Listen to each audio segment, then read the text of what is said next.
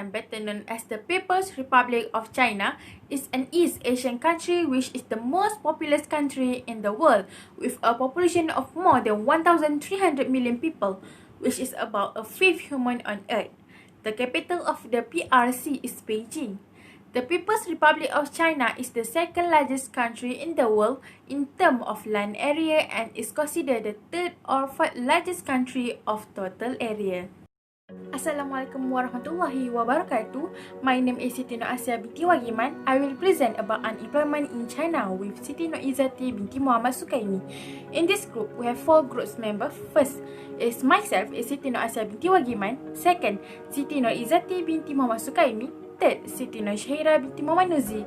Last but not least, Nurin Nabila Hani binti Abdul Halim. In this presentation, we highlight about introduction, analyzing current macroeconomic problem, appropriate measures to overcome the macroeconomic problem such as inflationary fiscal policies and expansionary monetary policies. Last but not least, in conclusion of this research, unemployment has been a serious social issue in China in recent years, with regards to both an increase in quantity and its unequal impact on different colonial regions. The influence of foreign investment in China has increased sharply since the implementation of the open policy in early 1980. The relationship between foreign-funded enterprises and also the development of the urban labor market is twofold. Openness influence the form of labor market regulation, but foreign-paid firms has also become a major source of demand for immigrant workers in urban and rural areas. The exploitation of Chinese labor by foreign companies results in insufficient labor force of domestic enterprises. The working age is 15 to 64 years. Thus, we will first be examined including the macroeconomic factors affecting unemployment. Based on the official report of the unemployment rate by the Chinese government, nearly 4% of the employment rate are announced and postponed for 5 years. People in today's competitive market perform as an active job, review and mentally prepare for any job provided and at any salary level are also called unemployment. The large population is often a problem with the unemployment rate in a country, as the lack of executive capacity become a matter for countries in recent decades. The government aims to create working opportunities with all the resources available in the production industries. The government pays much attention and concern in this regard, as unemployment can also affect a country's socio-economic problems. Still, however, it could also lead positively to high migration. If residents could not get a job in their home country, they try to work abroad if they offer it. The economic growth of a country will therefore be affected. In the long term, problems such as school, penalties, poverty, the standard of living of inequality, and mentality may occur. According to data from Global Development Indicators, the employment rate in China did not fluctuate much, had a slight increase over the years. China had a sharp decline in their unemployment rate to 2.9% in 2010. This may assume that China's gross domestic product increased by 10.3% and inflation decreased to 3.3% in 2010, according to an official announcement from China. This is a rose to 4.10% and floated for years until current. My name is Siti Nur Izzati binti Muhammad Sukaimi, and I will explain about current macroeconomic problems. There is 4 current macroeconomic problems, which is inflation, gross domestic product (GDP) growth, population growth, and foreign direct investment. First, I will talk about inflation. Inflation can be defined as a persistent and sustained increase in the aggregate or average price level of goods and services in an economy. Next, I will talk about gross domestic product (GDP) growth. GDP growth is used to measure how fast the economy is growing. Next, population growth. The higher the population, the more jobs are created to serve the needs of people. And lastly, foreign direct investment. Foreign direct investment can be defined as an action to conduct an investment by a company or individual from the home country to another country. According to Arisaka and Arisaka 2012, if inflation is increased, it will lead to have an increase in employment rate, consequently improve the economic growth. Inflation in China fell from September 1.7% to 0.5% in October. However, CNBC states that National Bureau of Statistics released the figure about China's official urban employment in April.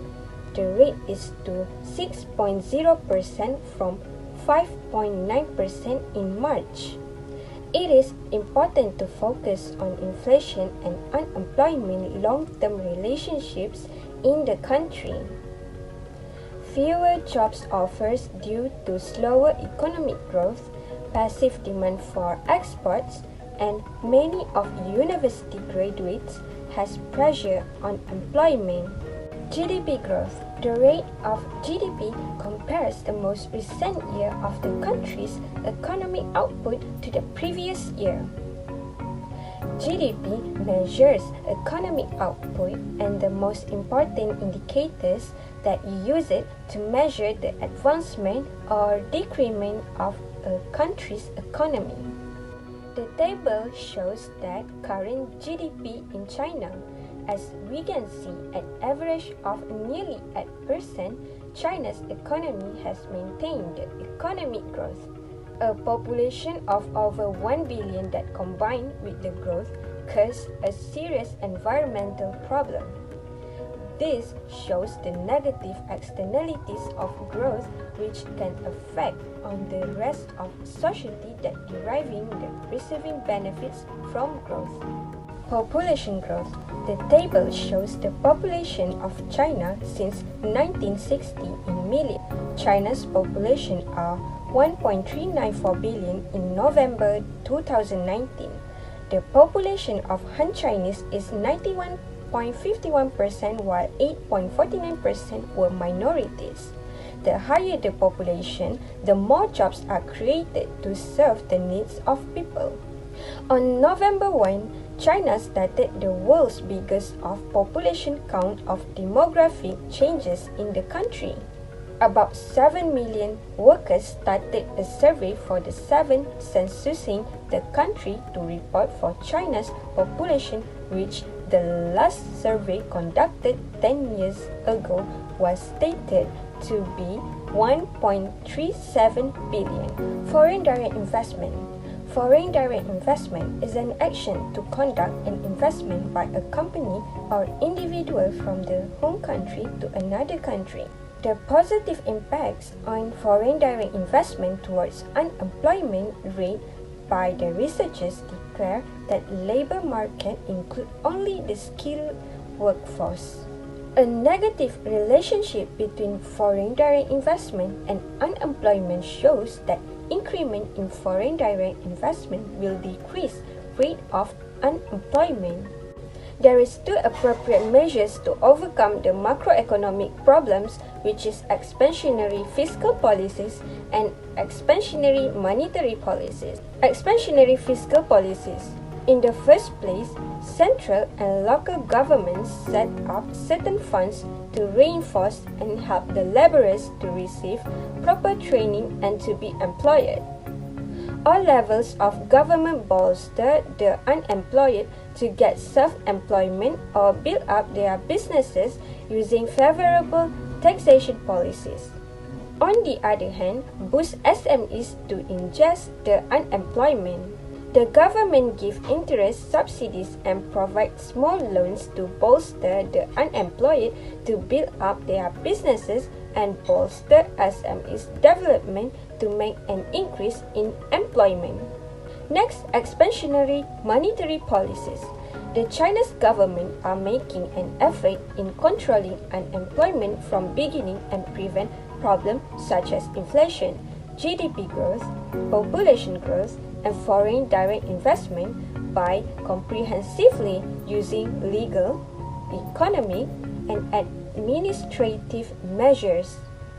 The benefits policies for urban vulnerable people are: first, support the unemployed to get self-employment or build up their businesses. Second is encouraging enterprises to take in laborer. Support the unemployed to get self-employment or build up their businesses is by decreasing and exempting taxes, also administrative charges. Small security-backed loans and discount interest in loans should be accessible when they achieve the qualifications and within some term, also number of loans. Next, encouraging to take in laborer. All of them should get proper tax exemptions and reduction, get social insurance subsidies with some certain qualification and term. Money can increase in the three ways. First, through the bank or deposit multiplier. To demonstrate, banks take new deposits and lend it to them, and the borrowers deposit their new loans at banks and new loans are made then. This step is not eternal if the banks have regulated required reserve ratio, a prudential specification to put some percentage of deposits on deposit with the central bank. Number 2, money can be injected from overseas into the economy. There will be a net inflow of foreign exchange in the economy if the trade account is in surplus and the exchange rate is kept under its equilibrium, level by official intervention. For example, the exporters exchange their FX receipts for local currency at the commercial banks, which the banks then pass it to the central bank in exchange for the creation of local currency assets on the balance sheets. Base money supply is increased. The central bank needs to control the inflows to eliminate their impact in order to prevent inflation. It might do so by issuing central bills. Last but not least, money can grow through government borrowing. If a government issues security to fund a deficit and the private market decline to buy, then the central bank can obligate to step in and buy these securities.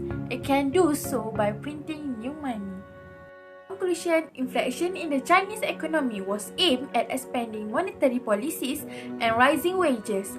Inflation in China was caused by cost-driven inflation. It means that the cost of the increase of the company, in this case, is higher salary, and companies are forced to increase prices to cover costs. The measure of inflation and unemployment is an integral part of the market economy and is considered as the scourge of our time. As in recent years, unemployment has risen high enough and the opportunity to find work for the working population remains a very acute problem.